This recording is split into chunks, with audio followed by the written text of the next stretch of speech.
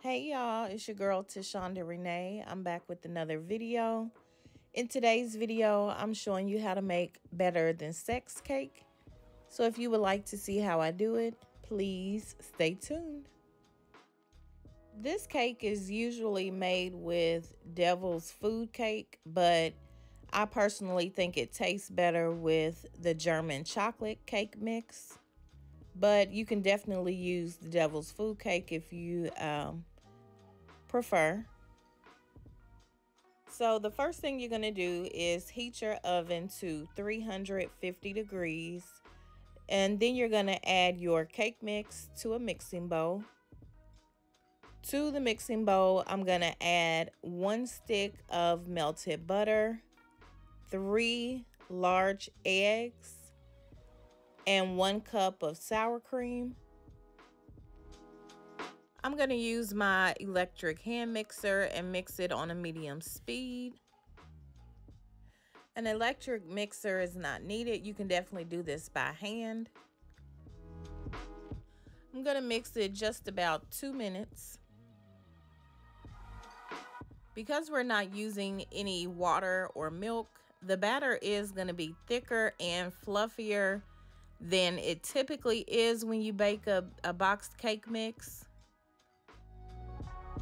I'm going to bake my cake in a 13 by 9 inch pan, and before I add the batter to the pan, I'm going to spray it with Baker's Joy.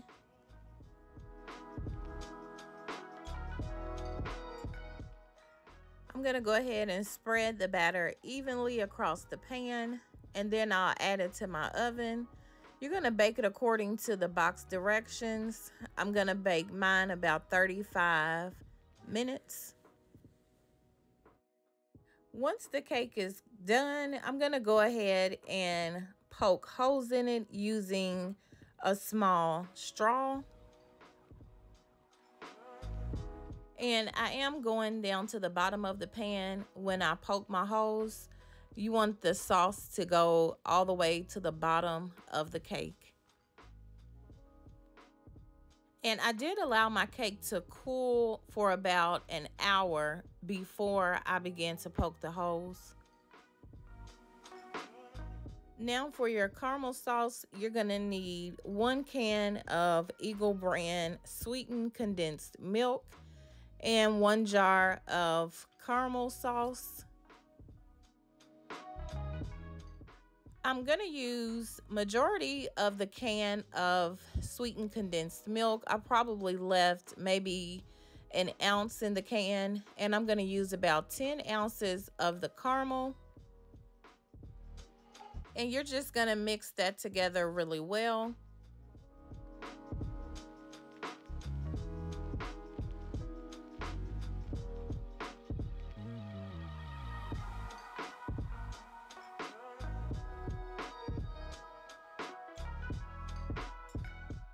Once it's mixed together, you're gonna go ahead and pour most of it over top of your cake.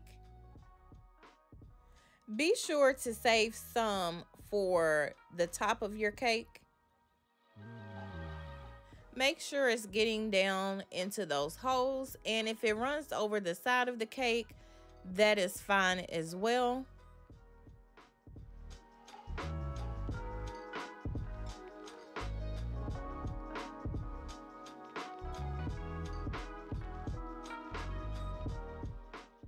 Okay, so now what you want to do is add your candy pieces.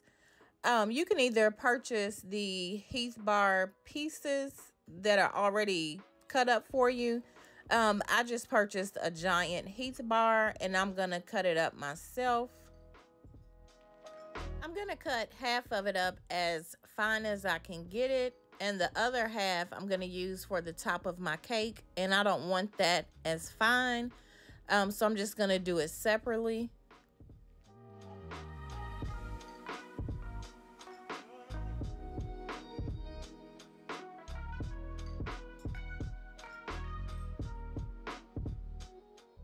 Now I'm going to go ahead and add my layer of candy. After you've added your layer of candy, you want to go ahead and cover your pan with aluminum foil, and you want to add it to the refrigerator. You're going to allow the cake to chill for about 15 minutes before adding your topping.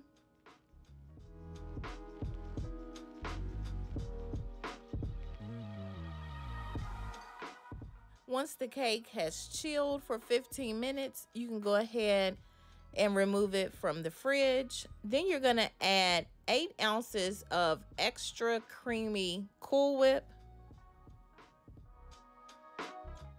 Try to spread it as evenly as possible across the top of your cake. Some of your candy pieces may start to move around, and that's fine. You're going to add candy on top of the Cool Whip, so it's not even going to make a difference.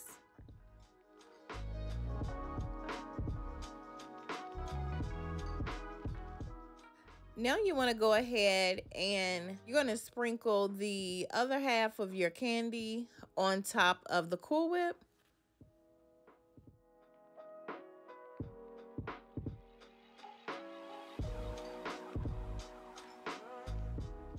Now you're going to use the remaining caramel sauce and just drizzle it across the top of the cake, and then it's done. This is a cake that I've been making for a very long time. I usually take it to work for potlucks, and everybody loves it. If you're interested in the ingredients I use and the exact measurements, I'll be sure to list it down in the description box. I hope you've enjoyed watching this video, and I hope you'll give the recipe a try. If you have not already done so, please go ahead and subscribe to my YouTube channel. I would love to have you be a part of my YouTube family. Thank you so much for watching, and have a great day.